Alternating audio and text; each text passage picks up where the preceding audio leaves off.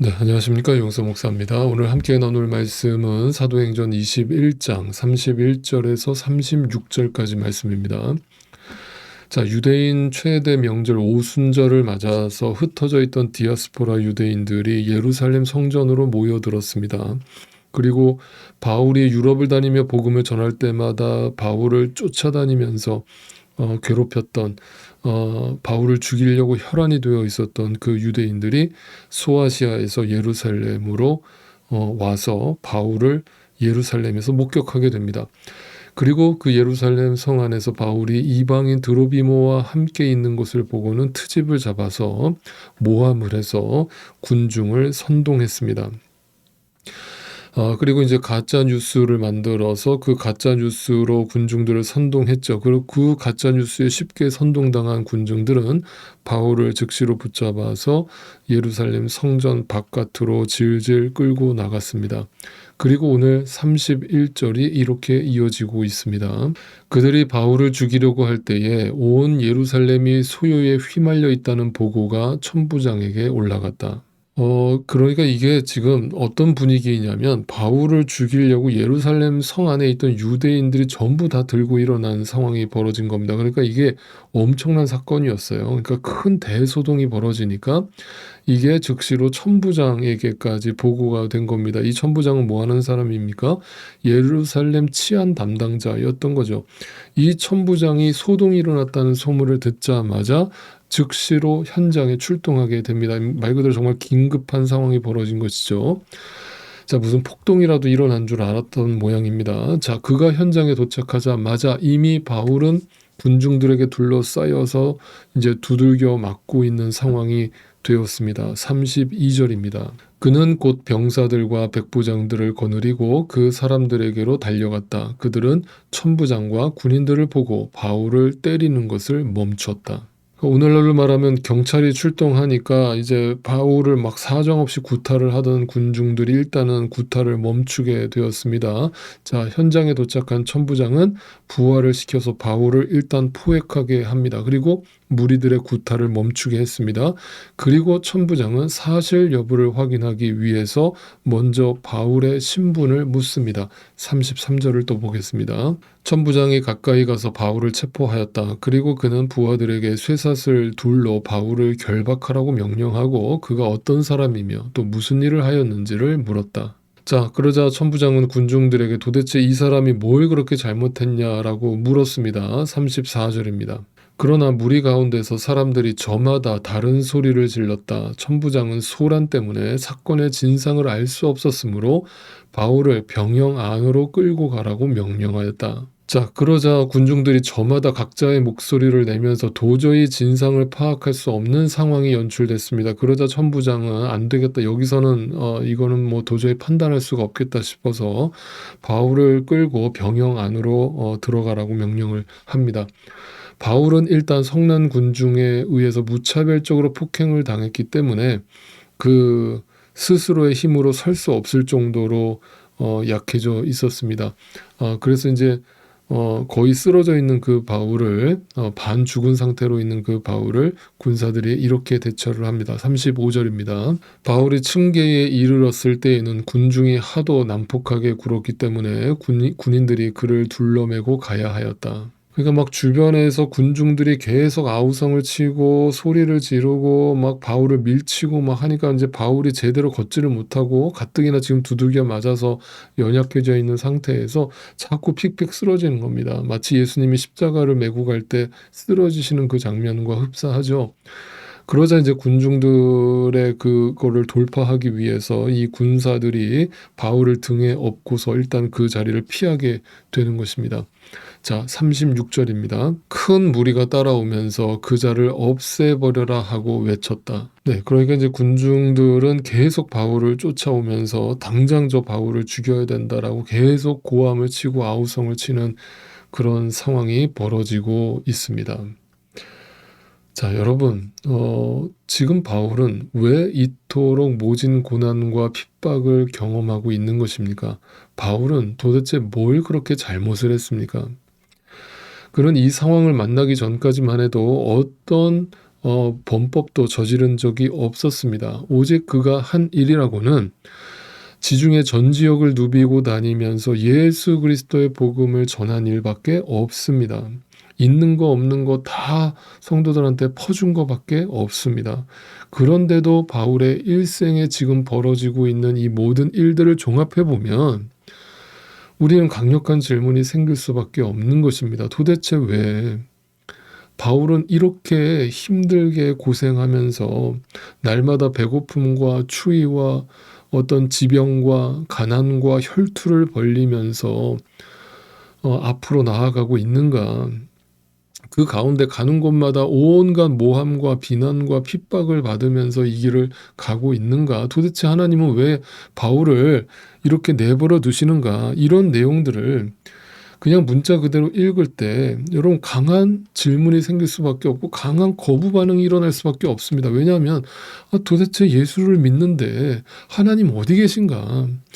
예수님은 왜 바울을 그 상황에서 건져주시지 않는가? 이 땅에서 좀 복을 주시면 안 되는 건가? 라는 인간적인 질문이 생길 수밖에 없어요. 저는 이 본문을 지금도 기억하는 게 제가 어릴 적에 이 본문을 처음 읽었을 때가 기억이 납니다. 이 본문을 읽는데 제 순간 도저히 이해할 수 없는 질문이 계속 생기는 거예요. 하나님이 살아계시다는데 어떻게 바울을 이렇게 내버려 두시는지 도무지 제 머리로 이해가 안 가는 거예요. 이해가 안 가서 제가 그때 그냥 성경을 덮어버렸던 기억이 지금도 생생합니다. 나 이런 성경을 못 믿겠다. 도대체 하나님이 살아계시다면 어떻게 바울을 이렇게 내버려 둘 수 있느냐. 전 도저히 납득이 안 됐던 것이죠. 오히려 하나님을 위해서 이토록 아낌없이 자신의 전생애를 갈아 넣은 바울에게 뭔가 환대를 해주시거나 그에게 뭔가 조금이라도 보상을 해주셔야 그것이 오히려 합리적이고 그것이 정말 살아계신 하나님의 어떤 모습이 아니겠는가라는 생각을 했던 것 같습니다. 물론 어릴 때였기 때문에 그렇게 볼 수밖에 없었고 제가 나중에 이제 성경의 눈을 뜨고 나서부터는 그 이유를 이제 알게 되었던 것이죠. 그러면서 도대체 하나님의 경륜과 그 놀라우신 하나님의 신비는 지금 이 상황 속에서 어떻게 나타나고 계시는가, 하나님은 어떻게 바울과 함께하고 계시는가를 들여다보기 시작한 것입니다. 그리고 고난의 의미에 대해서 알기 시작한 것이죠. 그래서 여러분 제가 지난 10여 년 동안 계속 하나님 말씀을 선포할 때마다 그 고난의 주제에서 제가 크게 벗어나지 않았던 것은 성경이 그것을 그렇게 전하고 있기 때문입니다. 여러분 우리 신자들에게 고난이라는 것은 단지 우리를 괴롭히는 것이 아니고 우리가 이 땅에서 저주받는 것이 아니고 이미 우리의 영혼은 구원을 받았고 예수님을 만났기 때문에 그 주님께로 나아가는 그 과정에서 고난을 통해서 하나님께서 이루고자 하시는 일이 있는 거예요. 그건 뭐냐면 자기 부인이에요. 네. 철저한 자기 부인입니다. 그게 십자가입니다. 자기를 부인하고 십자가를 지고 주님을 따르라는 이 삶은요. 지금 이 바울의 모습을 항상 떠올리시면 돼요. 바울뿐만 아닙니다. 하나님을 믿었던 모든 이 땅의 믿음의 사람들은요. 다 이 길을 갔습니다. 다 이 지독한 광야를 지나갔습니다. 그것은 사람이 떡으로만 사는 것이 아니요 하나님의 말씀으로 산다는 것을 가르쳐 주시기 위한 하나님의 경륜이고 하나님의 섭리였던 것입니다. 여러분 그런데 또 한 번 우리가 이 하나님의 시선에서 오늘 본문을 들여다보실 필요가 있습니다. 이 가운데 지금 분명히 하나님이 살아계시다면 지금 바울을 인도하고 계시다면 여지없이 한치의 오차 없이 바울의 삶을 인도하고 계시다면 도대체 바울에게 이런 삶을 허락하신 이유가 뭘까를 이제 생각해 봐야 됩니다. 여러분 단지 바울이 당하고 있는 고난에만 초점을 맞춰서 읽으면 아까 제가 말씀드린 것처럼 왜? 라는 질문밖에 안 생겨요. 하나님 어디 계십니까? 라는 질문밖에 안 생겨요.